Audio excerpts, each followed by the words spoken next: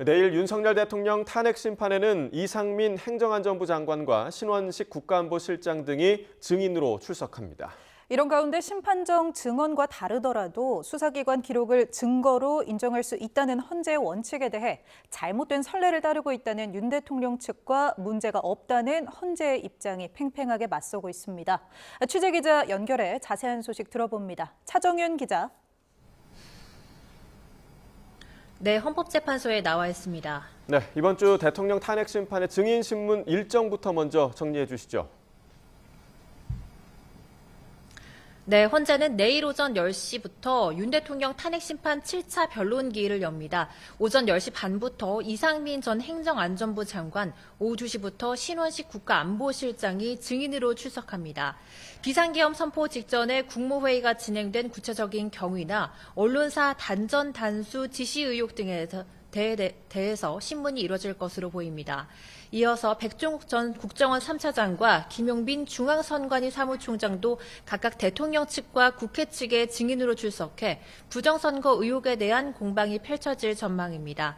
오는 13일 예정된 8차 변론 기일에는 조태용 국정원장과 김봉식 전 서울경찰청장, 조지호 경찰청장과 조성현 수방사 제1경비단장이 증인으로 심판정에 섭니다.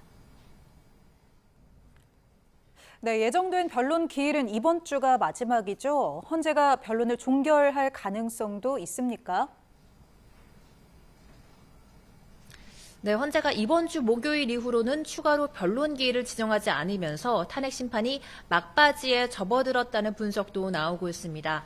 헌재 관계자는 변론 종결 여부에 대해서는 재판관들이 수시로 모여 논의하고 있다면서도 아직 정해진 것은 없다고 설명했습니다.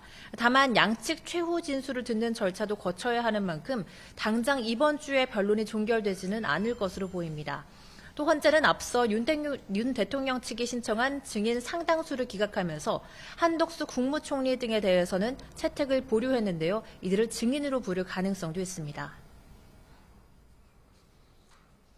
네, 윤 대통령 측은 헌법재판소가 졸속 심리를 하고 있다, 이런 주장을 계속 이어가고 있다고요? 네, 그렇습니다. 윤 대통령 대리인단은 어제에 이어 오늘도 입장문을 내고 탄핵 심판에서는 증거 법칙을 완화 적용한다는 헌재의 방침에 거듭 반발했습니다. 증인들이 심판정에서 증언한 내용과 배치되는 검찰 수사 기록을 증거로 채택해서는 안 된다는 취지입니다. 그러면서 2020년 형사소송법 개정으로 피의자 신문조서 내용이라도 법정에서 부인하면 증거로 사용할 수 없는데도 헌재는 2017년 박근혜 전 대통령 탄핵 심판의 선례를 따라 퇴행적인 결정을 하고 있다고 지적했습니다. 이에 대해 헌재는 문제가 없다는 입장입니다. 헌재 관계자는 헌법재판은 형사재판이 아니고 성질도 다르다면서 헌재법 40조에 따라 탄핵심판은 형사소송법을 준용한다고 돼 있다는 점을 언급했습니다. 다만 증인의 피의자 신문조서와 심판정 증언 내용이 다른 경우 증언의 신빙성은 재판부가 고려해 결정한다고 설명했습니다. 네, 또 잠시 후 마은혁 헌법재판관 후보자 임명과 관련된 이 권한쟁의 심판 변론 기일도 열리죠?